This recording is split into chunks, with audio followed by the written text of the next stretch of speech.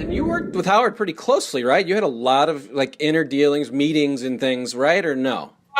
Yeah, there were meetings. I did work with him closely, but it was weird because after the show, he would go into his office, he would do his thing for a little bit, and he would get up and leave. So I didn't have the time with him that everyone else did. I didn't go in during breaks. Like sometimes I did if I needed to give him a message or something like that.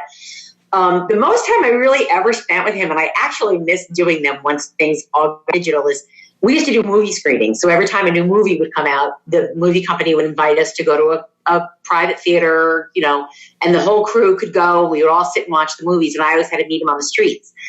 And I remember one time we were seeing some movie in IMAX, and I had to meet him, and it was like 3 escalators up. And I swear to God, I think we were together maybe 3 minutes, and he knew my entire life story.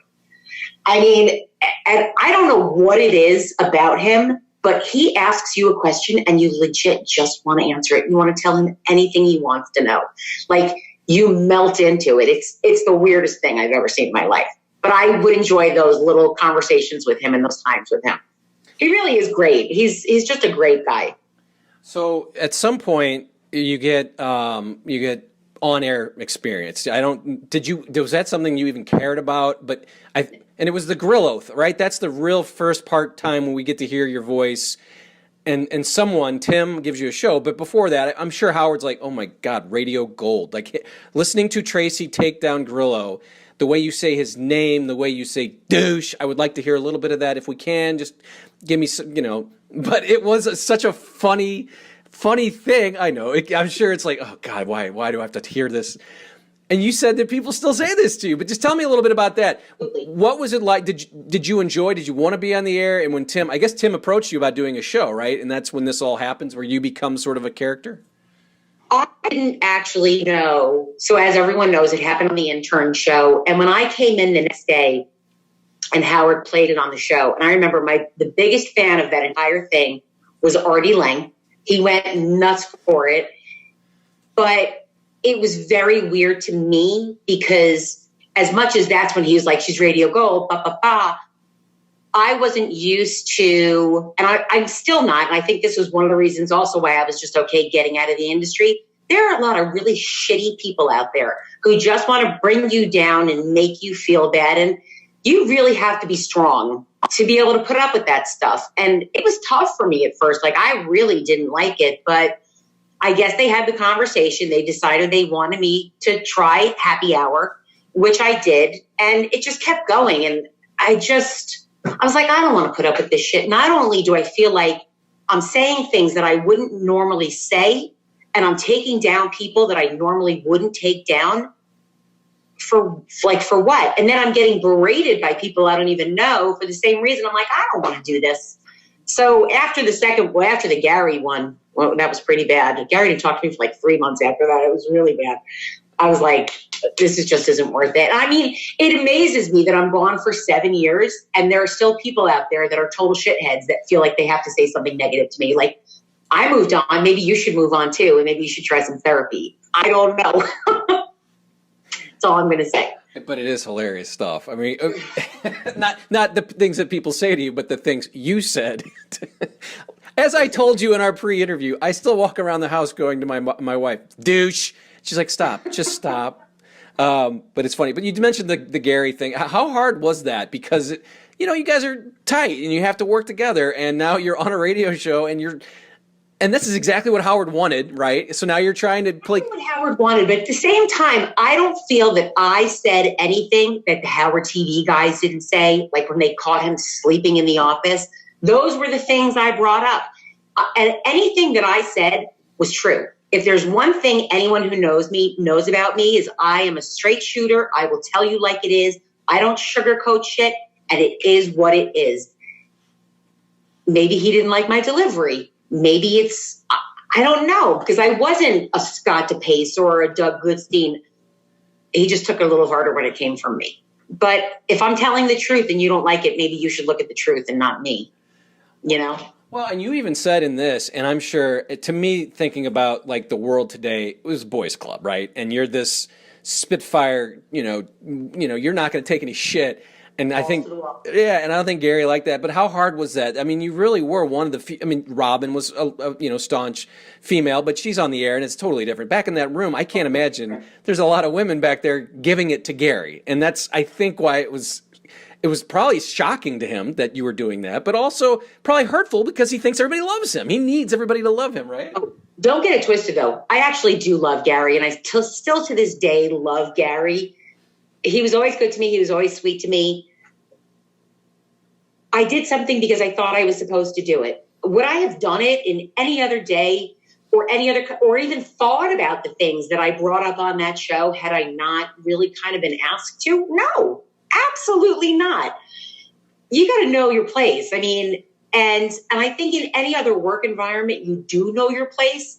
But here, it's so different. Like there, it was so different that you're expected to do things or to be a certain way. And I think it just gets the best of you a little bit.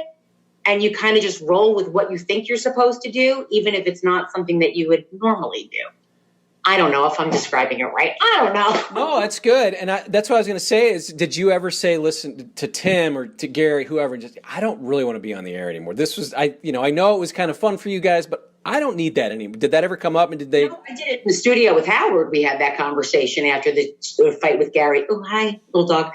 Sparky, yeah. I'm sorry. I get, I'm all doggy.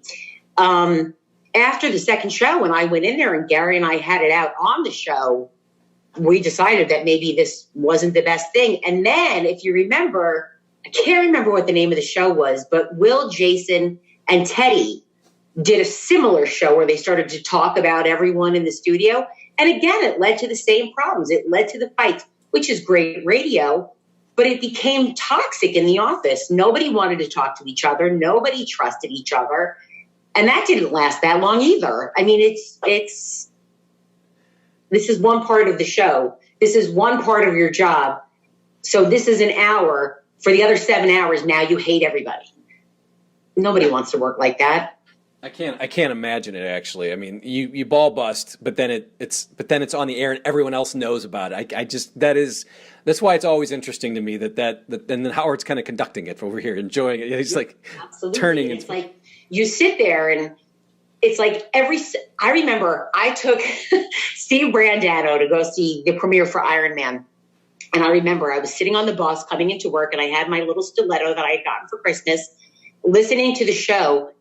And Howard started to get angry. How come you've seen Iron Man and I haven't seen Iron Man? It was this whole big to do and I freaked out so bad. And it's like you're constantly on guard because you constantly think something's going to get up, you're going to get in trouble, or something's going to make you get berated on air. And it's like I'm not having a conversation with 4 of my coworkers. I'm having a conversation with 25 million people. And it's creepy. I mean, it's creepy. And you're constantly on edge with everything you do because you never know what's going to come back in a good light, a bad light. And it's intense. It's intense. But Benji is legitimately disgusting, right? Still, even today. I don't even. Listen, I left that little bitch to do nothing but bark at me because he couldn't come to a comeback. So. And he was the writer, and you would smoke him. Yeah. And what does that say? You mentioned Artie. I mean, he's super talented. Everyone knows it. But to get his impression of you, I mean, there's a person doing an impression of you. Did you love that? I mean, his impression was so great. I loved it only because it was Artie. Because I love Artie. I've always loved Artie. Artie has always, and like I said, like even after everything went down and I was so uncomfortable, people were attacking me, and some weren't attacking me. Some were really great about it. Artie was the one that I would go to when I had trouble with it, when I couldn't really grasp what was going on. Because before that, I was just the chick in the back office, and all of a sudden, and he would always be like, Tracey, don't worry about it. Like he would always just, and every once in a while I would even text him and he would just be like, you're gold. Like, fuck them. Don't worry about it. They're not your problem. Just ignore them. And he was really a good support. I don't even think he knows how much of a support he was. How tough was that for you when he had his issues and then ultimately had to leave completely? It was a bummer. It was a real bummer because he truly is one of the nicest, most generous people I've ever met in my entire life. And you never want to see somebody go down that path, but especially somebody who is so giving and nurturing and caring and just an all-around good person. And it broke my heart. It still breaks my heart to this day. Even like, you know, for everything that he's gone through and everything that went on with his nose. And like, I follow him on social media, and to see him now as to what I knew him at when I first got there, it's torturous. I mean, it's really torturous because he's just a doll. Well, we hope he's doing well. I'm assuming, I always ask everyone, how's Artie if you talk to him? I'm assuming you are not in contact with Mr. Lange. No. That's too bad. I think I reached out to him maybe 3 or 4 years ago on social media, but like in a DM, but that was it. It's funny that because when I hear these conversations, I think of other things people have said, and everyone obviously has just glowing things to say about Artie. So the more I think about the fact that he did get to sleep, or he would call in sick, if he was an asshole, you could just get rid of him. But it's impossible because he's such a good dude, and he's great on the show. So I'm starting to understand more that it was incredibly hard to just say, Artie, you can't come back anymore. Yeah, it was a bummer. I mean, I don't even know how to elaborate on it. It was bad. I think the hardest thing I ever saw, though, was the day that he got into that big fight with Teddy. And you can even see in the video me coming up the hall, because Teddy and I were very good friends at the time.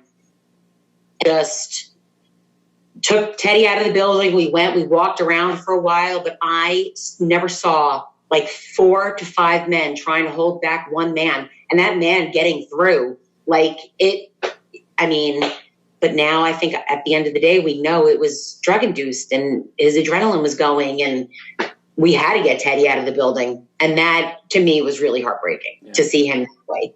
Yeah, I mean, it was funny and fun for a while, and then it did get, as a fan, just watching, you're like, oh, come on. It's just kind of, and part of you is like, Howard, you know what's going on, but it seemed like Howard really didn't know, or he found it funny, and that's the hardest part about all of it, I guess. I don't know that it's looking back now, I can say that I saw all these things, or I knew what it was, because now I know what it was. But back then, I don't really know that we all knew how bad it was. That boils down to. We knew there was something going on, but I don't think we knew the intensity of it. Well, and that's what, I can't remember who said it here, but they said, addicts know addicts, so they obviously know what's going on. Howard's not an addict. Fred's not Robin. So none of you, all you people are like, not really in the Artie Lange show business, drug, John Belushi world, so you would have no idea. You just think, oh, he must have had too many drinks last night, or maybe, yeah, I get it. So we hope he's doing well. I really do, and I hope to have him on here. Teddy, you mentioned it. Any contact with Teddy? Everyone asked me about that. I haven't talked to Teddy in a while. Last I knew about Teddy, he and his wife had like a sandwich truck, like a whatever they're called. I can't even think of the word right now. Then I think he opened a restaurant, but I think since then he's closed it. But don't quote me on that. But I don't really know where Teddy has gone. Yeah. I hope he's doing well, though, him and Poppy. Yeah. Well, I'm going to name some names. You just say what you want to say, all right? Will Murray. Who? Will Murray. Oh, I love Will. Will's a good guy. Jason Kaplan. Huh? Jason Kaplan. I saw recently on Twitter they had put a thing up of Jason. He looks phenomenal, and I love his wife, and I love his pets, and I follow them on all social media, and he has the cutest blind beagle, which just melts my heart that he would do that, because I have a handicapped dog too. Yeah, I don't really have anything. I don't think there's anyone that you could bring up that I would really have something nasty to say about. Was it tense around there, though, for everyone, including yourself? Because that's a weird, when something like that happens, it's got to be tense, and people are walking around scared about their jobs and everything. Well, how did you feel like a tenseness, and were you tense? Listen, it was different. I mean, one day I was in my own office. The next day I was in Gary's office. Like, I remember my best friends, I spent the weekend at my best friend's out on Long Island, and that Sunday she had, I don't know, a bridal shower or something. So I stayed at the house and I was babysitting her kids while she was gone. And her husband, I don't know, was playing golf or something. And I come back to the city the next day. I go to work. I'm sitting in my office. She calls me and she's like, my sister died. last night. She had a stroke, massive stroke. She died. MARCI comes walking in the office. So you have to be out of here by Wednesday. And I'm literally sitting here talking about somebody who had been in my life for 20 years passing away. And MARCI's just like, you got to be out by Wednesday. So I was like, what the fuck? Like, it was weird. But I really don't have anything to say about MARCI. I really think at the end of the day, she's been more of a benefit than people give her credit for. Yeah, I mean, obviously there's another contract, another 5 years. So Sirius seems to enjoy it. There must be subscribers, so it is working. And Howard's almost 70, right? I mean, he like you were saying, anal ring toss doesn't work when a 70-year-old's doing it. No, it's gross with a 70-year-old. No, it's like watching my father with anal ring toss. I'm not interested. No. Great, thanks to Tracey. What a nice lady, and it was really fun to talk to her and kind of hear that voice again in the back of my head. Next one is Shuli. I did a long interview with Shuli when he left the Stern Show right after he left, and that was awesome that he did it. He's still out doing his thing, but I was always interested in his becoming one of the Whack Pack Whisperers, and so we talk about that a little bit. Here's just a little piece of that. Again, you can see this whole interview if you just go to my playlist. Make sure you subscribe because I'm always adding new Stern interviews. But here's Shuli talking about becoming the Whack Pack Whisperer. And the underdog lady, was she the original QAnon? What is her deal? I've always wondered about her because she doesn't have Down syndrome. A little respect for my lady, Brad, for I knocked that toupee off your fucking head. Tell me, what is her? All the other Whack Packers I can kind of figure out. Now, I've watched the Channel 9 show. I mean, I came in the early 90s, Channel 9 show, saw the underdog lady. I'm shocked she's still alive. I'm shocked she still does the same. I mean, it's amazingly great that she does not change. I think it may, as I'm talking myself through it, she may be my favorite Whack Packer because of that there's been no change to this character. Tell me, what is her deal? Her deal is called autism, I believe, or Asperger's. I'm not sure which one. She's definitely on the spectrum. She's a lovely woman. You hit it on the head. She is who she is, and she will not falter or sway for anyone. And as a lifelong fan of the show and seeing her on Channel 9, all those appearances, I remember when I started working up there very vividly one day thinking to myself, I am going to get this woman back on the show. But at that point, it was about, I guess, doing what was done in the past, right? I guess in my mind at that point, I was like, I'm going to get her back on the show so we can goof on her. But then when I started talking to her and spending time with her on the phone, and really, there's no 5-minute conversations with Suzanne. They're all 40 minutes, 35 minutes, and you're hearing 2 minutes of it. It's not to say that the rest is shit. It's just that's what you're hearing. That's the best of the best. Once I got to know her and she really opened up to me, that's when I was like, you know what? We shouldn't bring her in and goof on her. And Howard, to his credit, was like, I'm not looking for her to come in. I like her talking through you and to you. I like that. And I liked it too. And for me as a fan, to be able to just have her voice back on the air in any way. And I actually had her call in once when Kimmel was there. So for me, that was like, I succeeded. I got her back on the show, even though she wasn't happy about it. But I still talk to her regularly. That's somebody that I will not break ties with. And I tried to, because again, I'm still a fan of the show. I want both worlds to exist, and I tried to kind of set her up with somebody over there to talk to, but she does not want to talk to anybody else over there. So I think what I'm going to do is do like a podcast with her, a free one. And then that way the show can just use clips of that and she can still be on the show. Everybody wins, right? That is very sweet of you. I mean, she needs to be heard. I'm sorry. That's just these conversations. They should be in the fucking Smithsonian. I'm sorry. They're just amazing. I think I was driving around maybe 3 months ago and they were playing something and it was her and I had not heard her in forever. And it was like literally like took me back to when I was 18 watching the show, and I'm like, this woman has not changed. I love it. She'd do these parades, and it's like I said, the fact that she has not taken the stardom, she, I don't know anything about. I said to her, I said, we can answer, questions from listeners. They can email, and she just goes, I don't have email. I'm not asking you to get email. Relax. So. Well, Sweetheart. I've enjoyed our time here. I guess my last question would be, who do you not miss from the show? Jason Kaplan? Who's the one person you're like, I'm glad I don't have to work with that guy or girl? You don't have to answer that. I don't have anybody that who? What did you say? You don't have to answer. I said you don't have to answer, but it's Baba Booey. No, man. Listen, Baba Booey, while we had our battles, was instrumental in me turning it all around and getting the airtime that I eventually got up there. Us fighting on the air was a big changing point for me. So I refuse to have. Were there days that people pissed me off that I was like, fuck this dude or fuck her or whatever? Yeah, absolutely. But I don't take that shit with me, man. I wish the best for everybody. I hope everybody succeeds over there. I know I'm going to succeed over here. And yeah, I miss everybody over there, man. I wish them all the best.